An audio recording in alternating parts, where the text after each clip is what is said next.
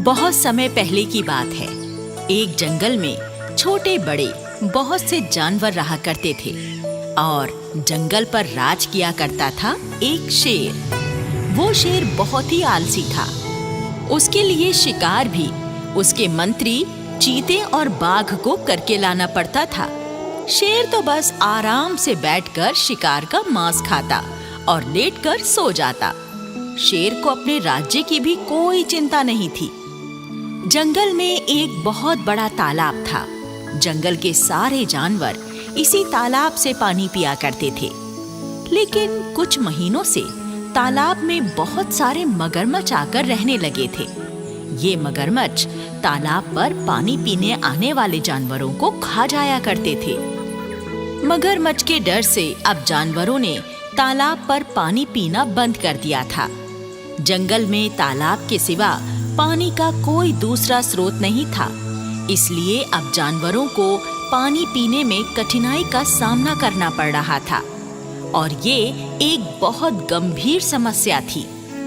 एक दिन पानी की इस समस्या का कोई समाधान निकालने के लिए सारे जानवर राजा शेर के दरबार में बैठक करते हैं और शेर को अपनी समस्या बताते हैं। शेर सारी बातें सुनकर कहता है, देखो भाइयों, तालाब पर कब्जा करने वाले मगरमच्छ बहुत खतरनाक हैं। मैं और मेरे दोनों मंत्री उनका मुकाबला नहीं कर सकते। हमें पानी की समस्या दूर करने का कोई दूसरा ही समाधान सोचना होगा। महाराज बिल्कुल ठीक कह रहे हैं। सारे जानवर सोच में पड़ जाते हैं। तब एक लोमड़ी कहती है, महाराज, पानी की समस्या को दूर करने का एक समाधान है, लेकिन उस समाधान को करने के लिए सारे जानवरों को कड़ी मेहनत करनी पड़ेगी। ठीक है, सारे जानवर भरपूर मेहनत करेंगे। तुम अपनी योजना तो बताओ। महाराज, हम सबको मिलकर एक दूसरा तालाब खोदना होगा। जल्दी ही बरसात का मौसम शुरू होने वाला है।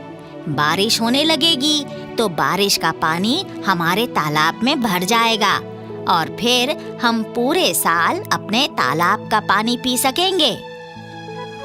वाह वाह, अक्लमंद लोमड़ी, तूने सचमुच बहुत बढ़िया तरकीब बताई है। ये कहकर शेर ने ताली बजाई तो सारे जानवर भी ताली बजाने लगे। ठीक है, मेरा हुक्म है, सभी जानवर मिलकर लोमड़ी के निर्देशन में आज से ही तालाब की खुदाई का काम शुरू करेंगे और जो जानवर इस काम में हिस्सा नहीं लेगा उसे कठोर दंड दिया जाएगा। उसी दिन से सारे जानवरों ने लोमड़ी की देखरेख में तालाब की खुदाई का काम शुरू कर दिया। कुछ ही दिनों में बड़ा सा तालाब खुद गया और फिर बरसात शुरू हो गई। बारिश के पानी से तालाब लबालब भर गया। बरसात का मौसम बीत जाने के बाद एक दिन शेर अपने मंत्रियों चीता और बाघ के साथ तालाब का उद्घाटन करने आया। सारे जानवर और लोमड़ी भी तालाब पर आ गए। शेर तालाब का मीठा पानी पीकर उसका उद्घाटन कर देता है और घोषणा करता है, जंगलवासियों, इस अक्लमंद लोमड़ी की सूझबूझ से ही ये तालाब बनकर तैयार हुआ है।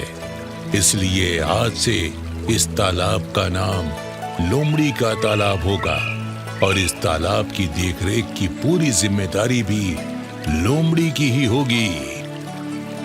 सारे जानवर तालियां बजाने लगे। उसके बाद उद्घाटन समारोह समाप्त हो गया। सारे जानवर अब नए तालाब से पानी पीने लगे।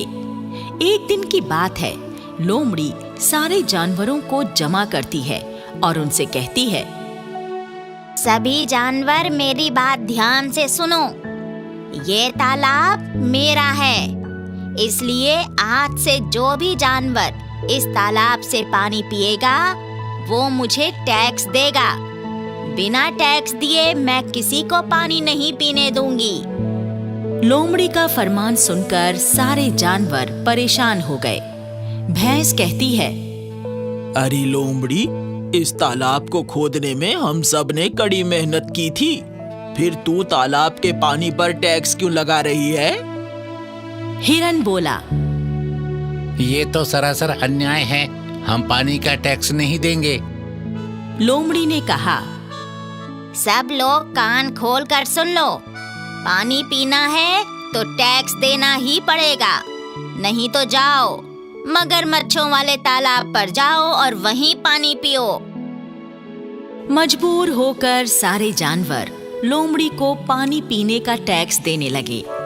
कोई फल लाकर देता तो कोई हरी ताजी सब्जियां।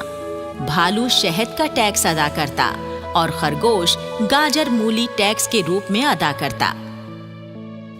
कुछ अरसे तक यही सिलसिला चलता रहा। लोमड़ी टैक्स में वसूली गई चीजों को खा खा कर मजे उड़ाती। एक दिन एक बगुला तालाब पर पानी पीने आया तो लोमड़ी उसे पानी पीने से रोकने लगी। ए बगुले, पहले टैक्स अदा कर, फिर पानी पीना। ये टैक्स किस बात का? ये पानी तो वर्षा के रूप में प्रकृति ने मुफ्त में जंगल वासियों को दिया है।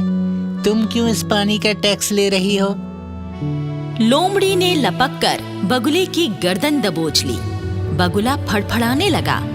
लोमड़ी कहने लगी, ज्यादा ज्ञानी बनने की कोशिश करेगा तो अभी तेरा टेंटुआ दबा दूंगी।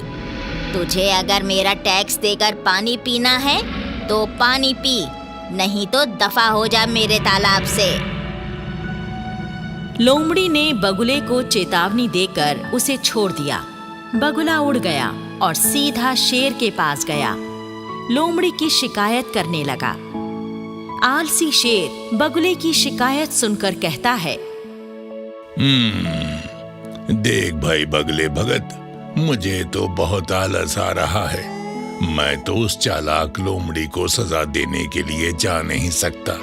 मेरे ये दोनों मंत्री चीता और बाघ तेरे साथ जाएंगे और उस दुष्ट लोमड़ी को कठोर सजा देंगे। चीता और बाघ बगुले के साथ चल पड़े और तालाब पर आ पहुंचे। इस समय भी लोमड़ी किसी जानवर से वसूले गए टैक्स के रूप में अंगूरों को खा रही थी। चीता बोला, बेईमान लालची लोमड़ी, तूने सरकारी संपत्ति से नाजायज फायदा उठाया है। हम शेर महाराज की आज्ञा से तुझे दंड देने आए हैं। लोमड़ी चीते की बात सुनकर घबरा गई। मैंने कोई बेईमानी नहीं की चीते महाराज, मुझे कुछ मत कहना। मैं तो लेकिन चीता और बाघ लोमड़ी की एक नहीं सुनते और लोमड़ी को पीट पीट कर उसे वहीं मार डालते हैं।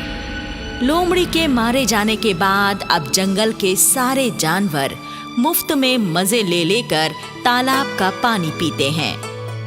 इस कहानी से हमें यही सीख मिलती है कि हमें कोई अधिकार मिल जाने पर अत्याचारी नहीं बन जाना चाहिए, क्योंकि अत्याचारी सदा कठोर दंड का भागी होता है।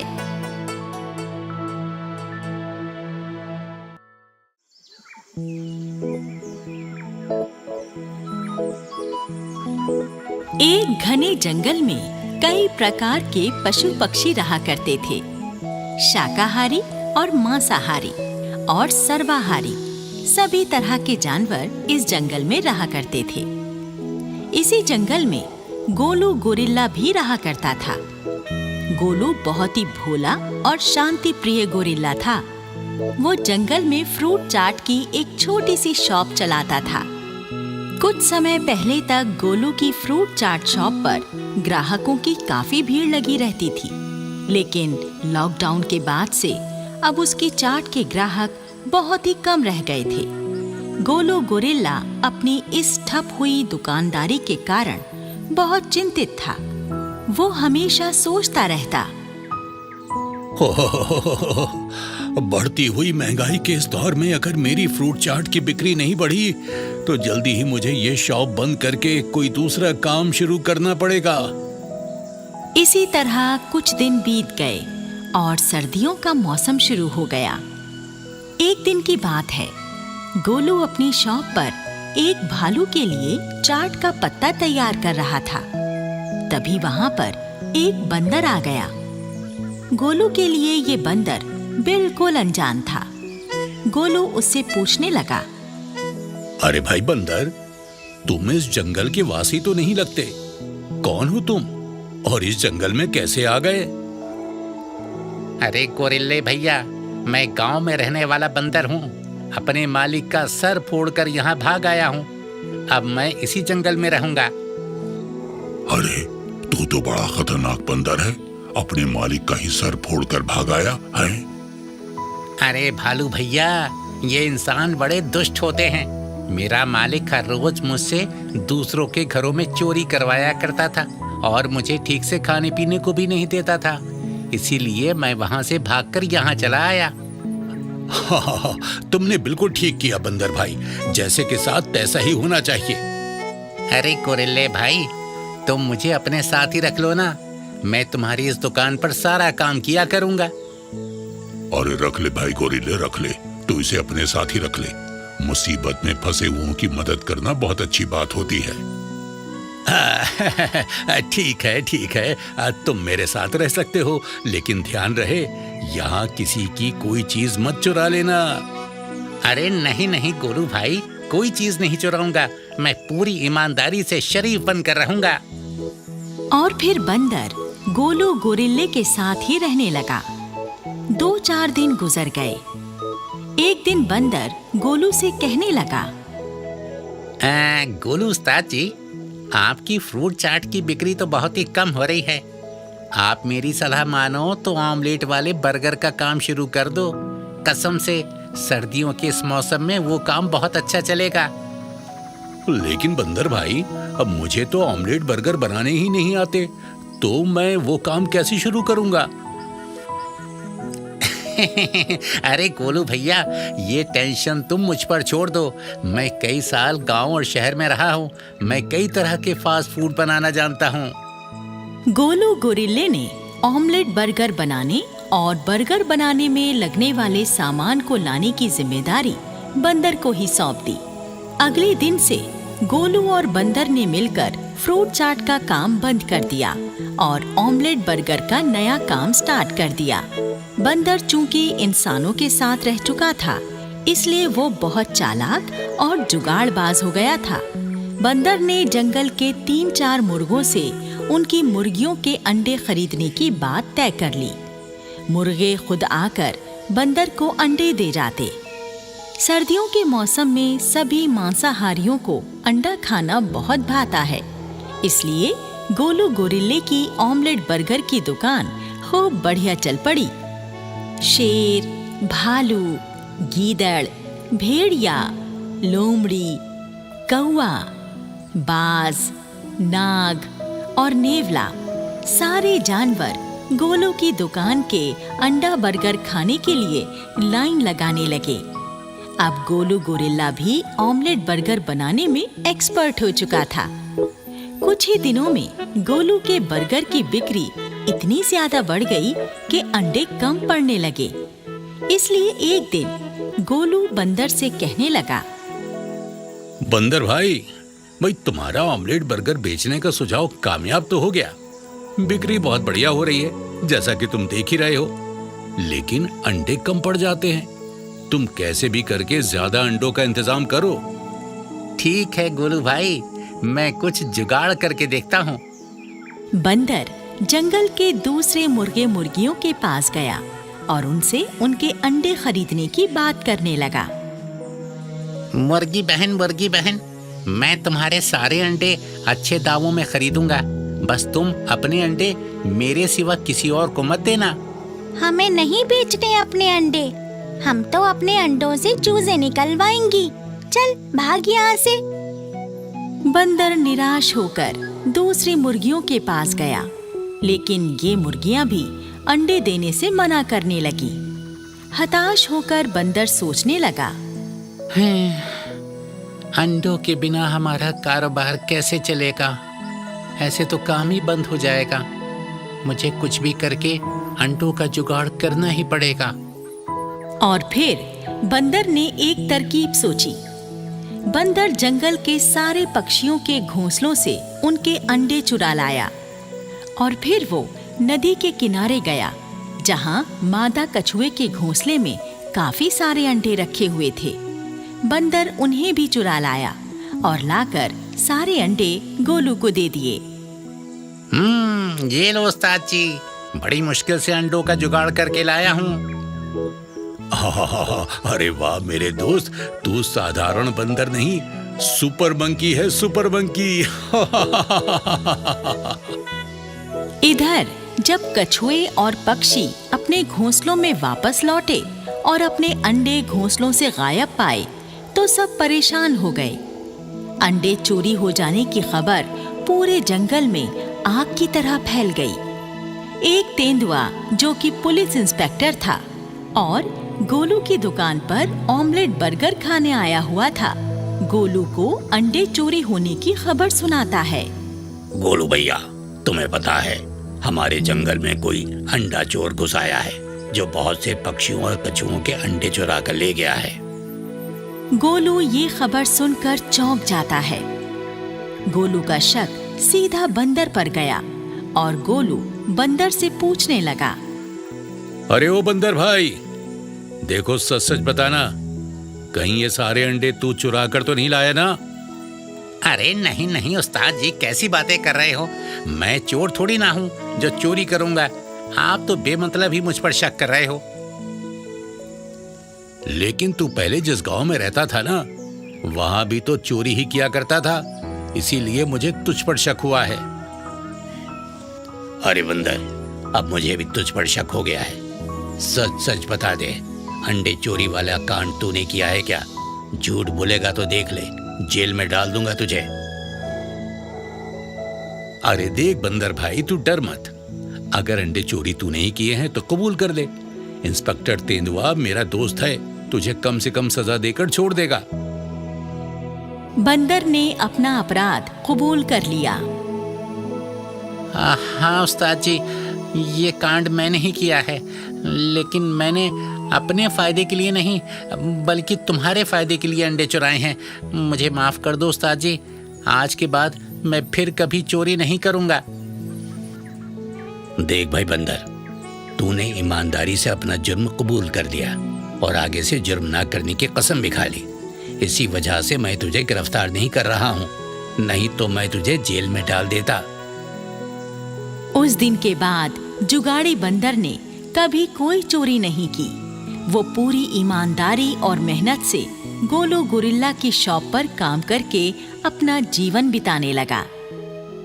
सीख: इस कहानी से हमें यही सीख मिलती है कि हमें किसी भी परिस्थिति में दूसरों के सामान की चोरी नहीं करनी चाहिए, क्योंकि चोरी करने वाले का समाज में कोई मान सम्मान नहीं करता।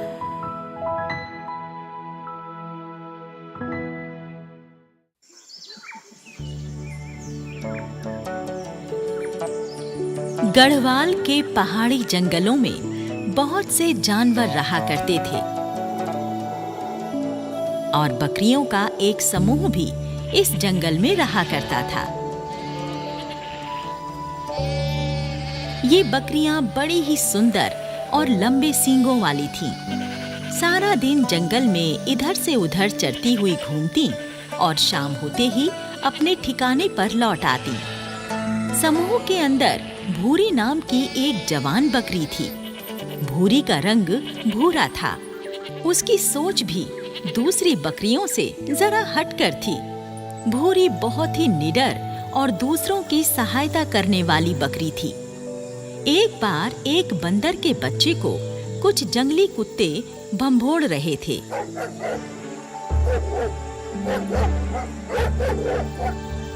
तब भूरी अपनी जान पर खेलकर कुत्तों से भिड़ गई थी और उसने अकेले ही अपने लंबे सींग मारकर कुत्तों को भागने पर मजबूर कर दिया था और बंदर के बच्चे की जान बचाई थी। जंगल के राजा शेर सिंह ने भूरी की इस वीरता पर उसकी पीठ भी थपथपाई थी। बकरियों का छोटा सा ये समूह जंगल में जिस जगह पर रहा करता था, उस जगह के ठीक सामने एक छोटी सी हरी भरी पहाड़ी थी।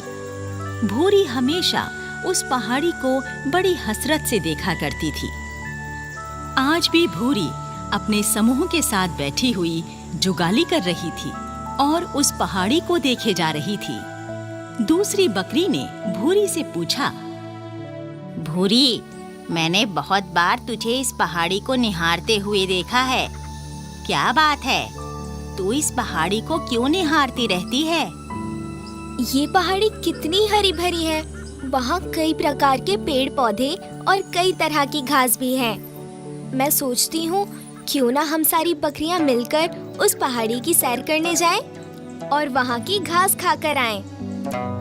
मैं भी कई बार यही बात सोचती हूँ, लेकिन कोई भी बकरी उस पहाड़ी पर जाने के लिए राजी ही नहीं होती। चलो हम दोनों मिलकर बाकी बकरियों से बात करते हैं। क्या पता वे सब पहाड़ी पर जाने के लिए मान जाएं।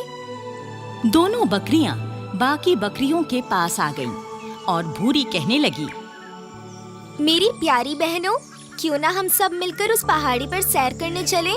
वहाँ बड़ा मजा आएगा।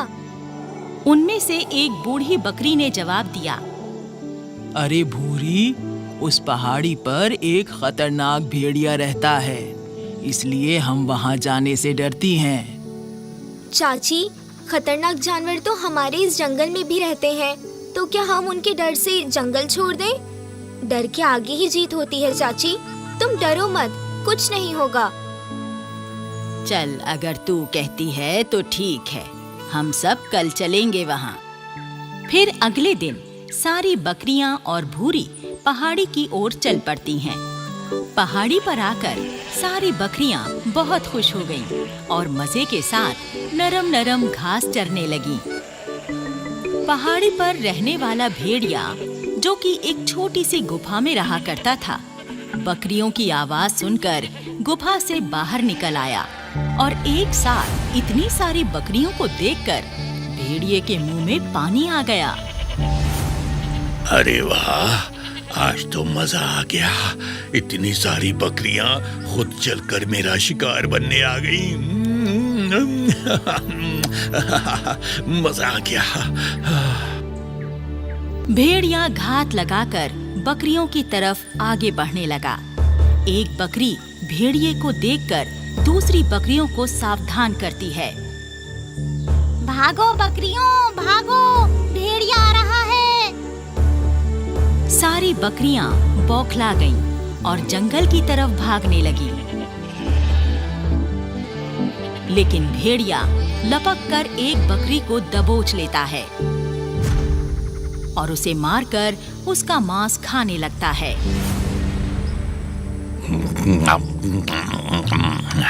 वाह वाह, आज की दावत तो बड़ी मजेदार हो गई। बकरी का मांस बहुत दिनों बाद खाने को मिला।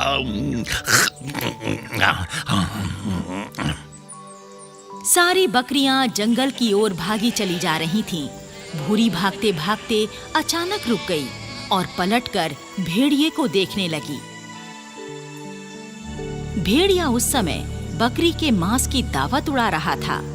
भूरी की आंखों में दुख के आंसू आ गए और वो सोचने लगी, ये सब मेरे ही कारण हुआ है। अगर मैं जिद करके सारी बकरियों को यहाँ लेकर नहीं आती, तो आज मेरी इस बहन की जान नहीं जाती। फिर भूरी भारी मन से जंगल की तरफ लौट गई। भूरी बहुत ही ज्यादा उदास थी। सारी बकरियां भूरी को ही दोषी ठहरा रही थीं। एक बकरी भूरी से कहने लगी, देख लिया तूने पहाड़ी पर जाने का नतीजा? भेड़िया हमारी एक बहन को खा गया। दूसरी बकरी कहती है, ये हादसा तेरी जिद के कारण ही हुआ है। अगर तू हम सबको लेकर पहाड़ी पर ना जाती तो ये सब कुछ ना होता। भूरी कोई जवाब नहीं देती, बस मन ही मन कुछ सोचती रहती है। ये दिन बीत गया और अगला दिन हो गया। सारी बकरियां जंगल में घास चर रही थीं, लेकिन भूरी पहाड़ी की ओर जा रही थी। एक बूढ़ी बकरी भूरी का रास्ता रोककर पूछती है, अरे भूरी, तू पहाड़ी की ओर क्यों जा रही है? वहां भेड़िया है, भेड़िया। वो तुझे भी खा जाएगा। दादी, मैं उस भेड़िए से नहीं डरती। आज मैं अपने नुकीले सींगों से उस भेड़िए का काम तमाम कर दूंगी। ये कहकर भूरी पहाड़ी पर चली गई और भेड़िए को पुकारने लगी। अरे ओ खूनी भेड़िए, देख मैं आई हूँ। तुझ में हिम्मत है तो आकर मुझे खा ले। भेड़िया भूरी की पुकार सुनकर अपनी गुफा से बाहर निकल आया और भूरी से कहने लगा, अरे वाह, मेरी किस्मत तो आजकल मुझ पर बड़ी मेहरबान है। मेरा शिकार बनने के लिए बकरियां खुद चलकर मेरे पास आ जाती हैं। इतना कहकर भेड़िए ने भूरी के ऊपर छलांग लगा दी। लेकिन निडर भूरी चौकन्नी थी। तुरंत पैंतरा बदलकर अपने लंबे सींग भेड़िए के पेट में घुसा दिए। भेड़िए के पेट में छेद हो गए और खून बहने लगा। अपना खून बहता हुआ देख भेड़िए का पारा चढ़ गया।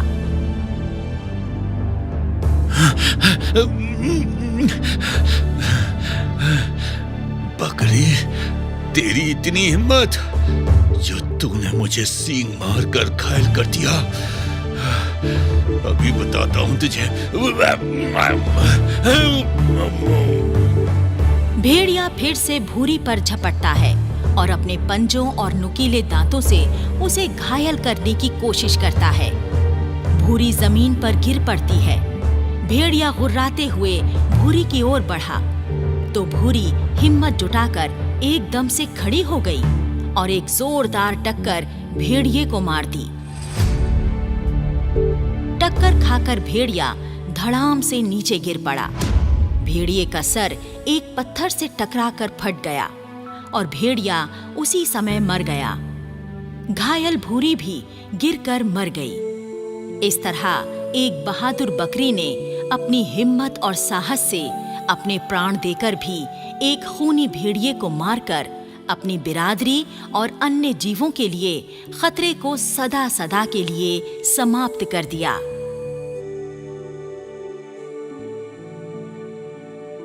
इस कहानी से हमें यही सीख मिलती है कि दुष्टों और अत्याचारी के सामने कभी सर नहीं झुकाना चाहिए।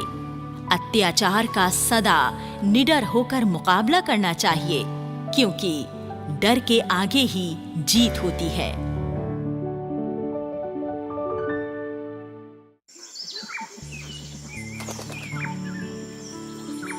किसी जंगल में एक पेड़ की डाल पर एक कबूतरी ने अपना घोंसला बनाया हुआ था। घोंसले में कबूतरी के 2 अंडे भी रखे हुए थे। कबूतरी बड़े प्यार से अपने अंडों की देखभाल करती थी। एक दिन की बात है, कबूतरी दाना चुगने के लिए गई हुई थी। तभी वहां पर एक इच्छाधारी नागिन आ गई। नागिन बहुत भूखी थी। बहुत भूख लगी है मुझे। अगर कोई पंछी या जीव जंतु मेरे हाथ लग जाए तो मैं उसे खाकर अपनी भूख मिटा लूंगी। इच्छाधारी नागिन किसी जीव जंतु की तलाश में काफी देर तक इधर उधर टहलती रही, लेकिन उसे कोई भी जीव जंतु नजर नहीं आया।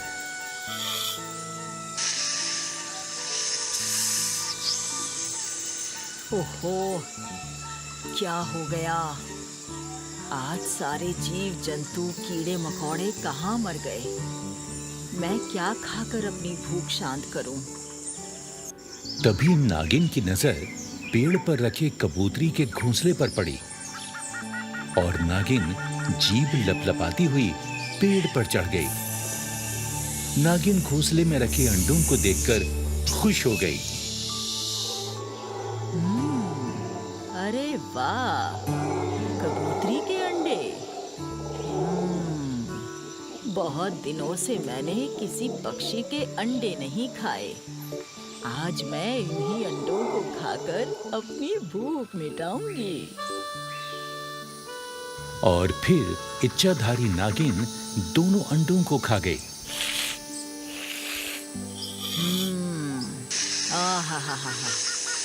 अंडे खाकर मजा आ गया।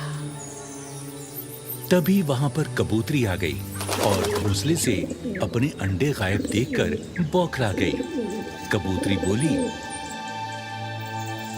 अरे अरे मेरे मेरे अंडे कहाँ गए?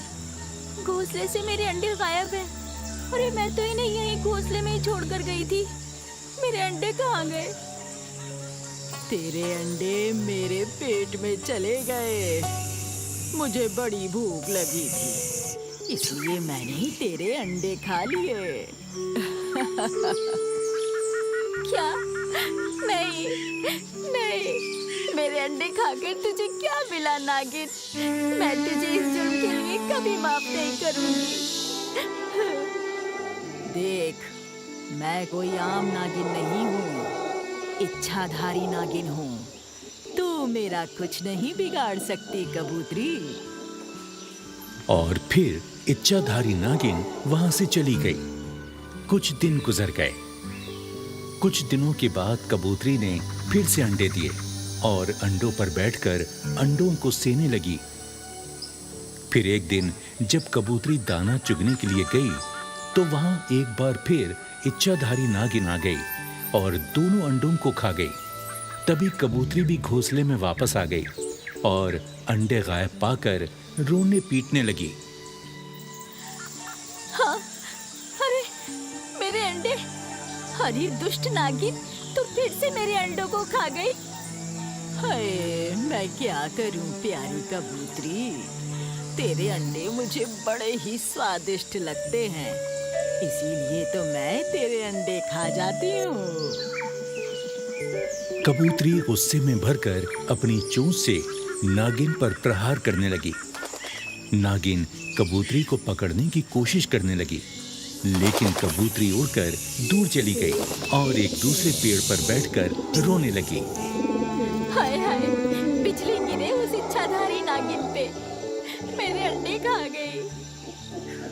कमीनी फिर से मेरे अंडे खा गई। जिस पेड़ पर कबूतरी बैठी रो रही थी, उसी पेड़ पर मधुमक्खी का एक छत्ता भी लगा हुआ था।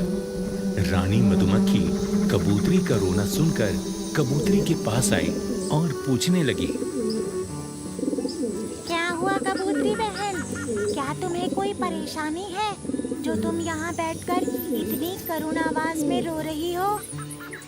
बहन मधुमक्खी, मैं बहुत दुखी हूँ। मैं जब भी अपने घोंसले में अंडे देती हूँ, एक इच्छाधारी नागिन आकर मेरे अंडे खा जाती है। मैं समझ नहीं पा रही हूँ कि उस नागिन से अपने अंडों की रक्षा कैसे करूँ।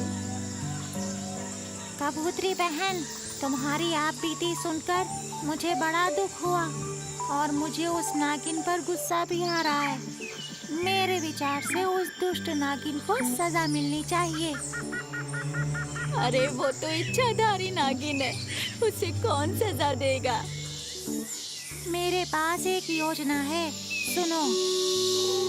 और फिर मधुमक्खी ने कबूतरी के कान में अपनी योजना बताई और योजना सुनकर कबूतरी बोली, ठीक है बहन, जैसा तुम चाहती हो मैं वैसा ही करूंगी। फिर अगले दिन कबूतरी मधुमक्खी वाले पेड़ पर अपना नया घोंसला बनाना शुरू कर देती है और कुछ दिन बीत जाने पर घोंसले में अंडे भी दे देती है। फिर एक दिन जब कबूतरी कहीं दाना चुगने के लिए गई तो वहां पर एक बार दोबारा इच्छाधारी नागिन आ गई और वो अंडों को खाने लगी। तभी बहुत सी मधुमक्खियों ने अपने छत्ते से निकलकर नागिन पर हमला बोल दिया और नागिन को अपने नुकीले डंक चुभा चुभा कर बेहाल कर दिया। नागिन दर्द के मारे चीखने लगी, अरे बचाओ बचाओ, मधुमक्खियों से मुझे बचाओ। अरे छोड़ दो मधुमक्खियों, छोड़ दो मधुमक्खियों, छोड़ दो मुझे। हाय, अरे मैं मर गई रे।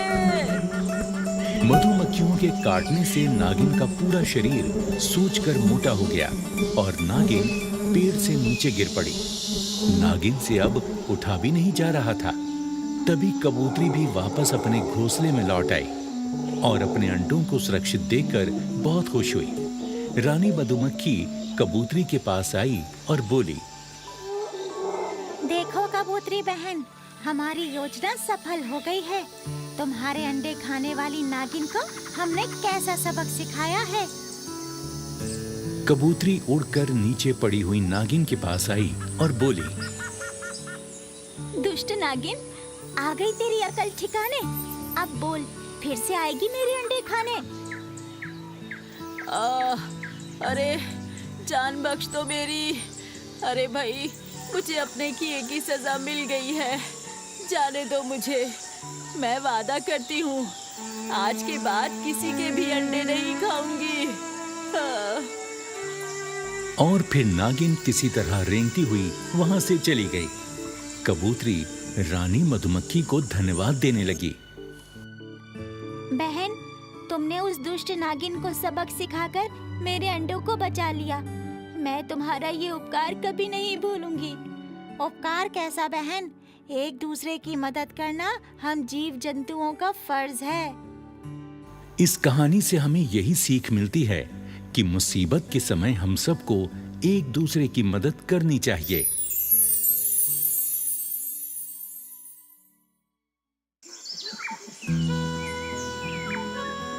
एक जंगल में बहुत से जानवर रहा करते थे, जो बड़े मजे से अपना जीवन गुजार रहे थे। उसी जंगल में कालू लंगूर भी रहता था। कालू लंगूर को जड़ी बूटियों का बहुत ज्ञान था, इसीलिए वो जंगल में बीमार पड़ जाने वाले जानवरों का जड़ी बूटियों द्वारा इलाज करके उन्हें ठीक कर दिया करता था। जंगल के सारे जानवर कालू लंगूर की बड़ी ही इज्जत करते थे और उसे लंगूर वैद कहकर बुलाते थे। एक दिन लंगूर वैद के पास एक मोटा सा गधा आया और कहने लगा, लंगूर वैद जी, मेरी बहुत तबीयत खराब है। पता नहीं मुझे कौन सा रोग हो गया है। आप मुझे कोई ऐसी जड़ी बूटी बता दीजिए जिसे खाकर मैं बिल्कुल ठीक हो जाऊं। अरे भाई गधे, देखो जड़ी बूटी तो मैं बता दूंगा, पहले तुम मुझे ये तो बताओ तुम्हारी समस्या क्या है। लंगूर वैद जी, मुझे हर समय आलस आता रहता है, बस हर समय सोने का मन करता है। लंगूर वैद ने बड़ी ही बारीकी से गधे का निरीक्षण करके बताया, देखो भाई गधे, मेरे आयुर्वेदिक ज्ञान के अनुसार तुम्हारे शरीर में चर्बी बहुत बढ़ गई है। तुम शारीरिक मेहनत बिल्कुल नहीं करते और खाते ज्यादा हो। तुम्हें किसी भी समय हार्ट अटैक आ सकता है। गधा घबरा गया और पूछने लगा, क्या वैद जी, मैं अभी मरना नहीं चाहता। मुझे जल्दी से कोई जड़ी बूटी बता दो ताकि मैं उसे खाकर ठीक हो जाऊं। देखो भाई गधे, तुम्हें जड़ी बूटियों की जरूरत नहीं। तुम अपनी खुराक कम करो और प्रतिदिन 5 मील तक टहलना शुरू करो। ऐसा करने से 2 सप्ताह में ही तुम्हारी तबीयत ठीक हो जाएगी। ठीक है वैद जी, मैं ऐसा ही करूंगा। गधा वापस चला गया और इसी तरह कुछ दिन बीत गए। एक दिन की बात है, लंगूर वैद जंगल के सभी जानवरों को जमा करके कहने लगा, देखो भाई भाइयों, मैं कुछ दिनों के लिए पहाड़ों वाले जंगल पर जा रहा हूँ शिलाजीत खाने के लिए। मेरे पीछे तुम अपना ख्याल रखना। मोर बोला, लंगूर वैद जी, आपके जाने के बाद हम सबका मन नहीं लगेगा, इसलिए आप जल्दी से लौट आना। हाँ, मैं जल्दी ही लौट आऊंगा। फिर लंगूर वैद अपना बैग उठाकर वहाँ से चले गए। 2 दिन गुजर गए। फिर जंगल में एक घटना हुई। जंगल का सबसे भारी भरकम हाथी, जो कि जंगल के बाहर टहलने गया हुआ था, बुरी तरह से घायल होकर जंगल में आया। उसके पेट में कई गोलियां लगी हुई थीं। हाथी एक पेड़ के नीचे आकर लेट गया और दर्द से छटपटाने लगा। हाथी की चीख पुकार सुनकर गधा, बंदर, मोर, बिल्ली और बकरी हाथी के पास आए। बिल्ली हाथी से पूछने लगी, हाथी भैया, तुम्हारा हाल कैसा है? तुम घायल कैसे हो गए? हाथी ने कहा, मैं जंगल के बाहर जरा टहलने चला गया था। वहां पर कुछ शिकारियों ने मेरा शिकार करने के लिए मुझे गोलियां मार दी, लेकिन मैं उनसे बचकर निकल आया। अरे कोई जाकर लंगूर वैद को बुला लाओ। बकरी बोली, लंगूर वैद तो जंगल में मौजूद नहीं है, वो तो पहाड़ों पर गए हुए हैं। गधा बोला, अरे भाई अब क्या होगा? हाथी भैया का इलाज कौन करेगा? बिना इलाज के तो ये मर ही जाएगा। हाथी बुरी तरह से मायूस हो गया। उसके घावों में बहुत पीड़ा हो रही थी। हाथी दर्द के मारे जोर से चिंघाड़ता है।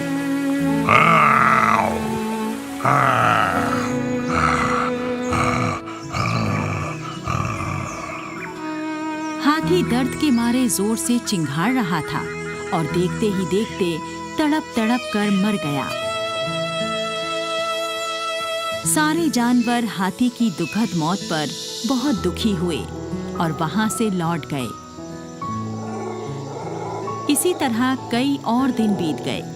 अब हाथी की डेड बॉडी सड़ना शुरू हो गई। मृत हाथी से दुर्गंध फूटने लगी और जंगल में दूर दूर तक दुर्गंध फैलने लगी। जंगल के सारे जीव जंतु भयानक दुर्गंध से परेशान होने लगे। इसी तरह कुछ दिन और बीत गए। अब हाथी के मृत शरीर में कीड़े पड़ चुके थे और जंगल का पूरा वातावरण दूषित हो चुका था। कई बड़े जानवर बीमारी की चपेट में आ चुके थे और कई छोटे जीव जंतु और पक्षी बीमार होकर मर भी गए थे। हाथी की लाश के सड़ने से जंगल में एक प्रकार की महामारी फैल गई थी, जो कि भीषण रूप धारण करती जा रही थी। फिर एक दिन की बात है, लंगूर वैद जंगल में वापस लौट आए और जंगल की अफरा तफरी वाला माहौल देखकर वो घबरा गए। उन्होंने कुछ जानवरों को जमा करके उनसे बात की। अरे भाइयों, मैं तो यहाँ सब कुछ ठीक छोड़कर गया था, फिर ये सब कैसे हो गया? मोर कहने लगा, मैन जी, कुछ दिनों से जंगल में महामारी सी फैली हुई है। उसी के कारण बहुत से जीव जंतु बीमार हो गए और बहुत से मर भी गए। बंदर बोला, हमारे जंगल का एक खाते शिकारियों की गोली लगने के कारण जंगल में आकर मर गया था, बस तभी से यह महामारी फैली हुई है। गधे ने लंगूर वैद को विस्तार पूर्वक सारी कहानी सुना दी। लंगूर वैद ने सारा मामला समझकर कहा, देखो भाई, मैं सारा मामला समझ गया हूँ। हाथी की लाश सड़ने के कारण जहरीला वायरस जंगल के वातावरण में फैल गया है और जिस जानवर की इम्यूनिटी पावर कमजोर थी वो या तो बीमार हो गया या मर गया। बिल्ली बोली, लंगूर वैद जी, हमारी तो कुछ समझ में नहीं आ रहा कि हमें क्या करना चाहिए। आप ही इस महामारी से बचने का कुछ उपाय करो। देखो भाई, सबसे पहले हम सब मिलकर हाथी की सड़ी हुई लाश को जलाएंगे। ऐसा करने से महामारी का जहरीला वायरस और ज्यादा फैलने से रुक जाएगा। उसके बाद बीमारों को जड़ी बूटियां दी जाएंगी ताकि उनकी इम्यूनिटी पावर स्ट्रॉन्ग हो जाए और वो ठीक हो जाएं। सारे जानवरों ने लंगूर वैद की देखरेख में बहुत सारी लकड़ियां इकट्ठी की और हाथी की सड़ी हुई लाश की चिता बनाकर उसमें आग लगा दी। उसके बाद लंगूर वैद सभी जानवरों को स्वास्थ्य संबंधी निर्देश देने लगे।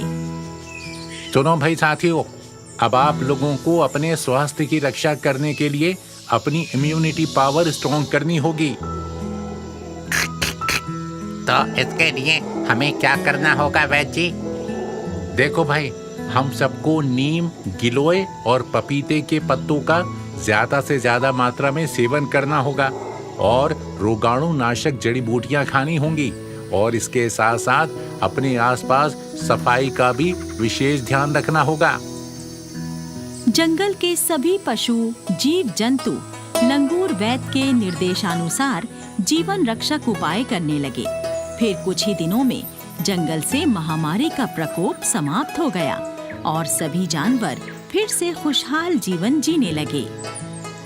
सीख: इस कहानी से हमें यही सीख मिलती है कि मुसीबत के समय घबराने के बजाय धैर्य और युक्ति से काम लेना चाहिए।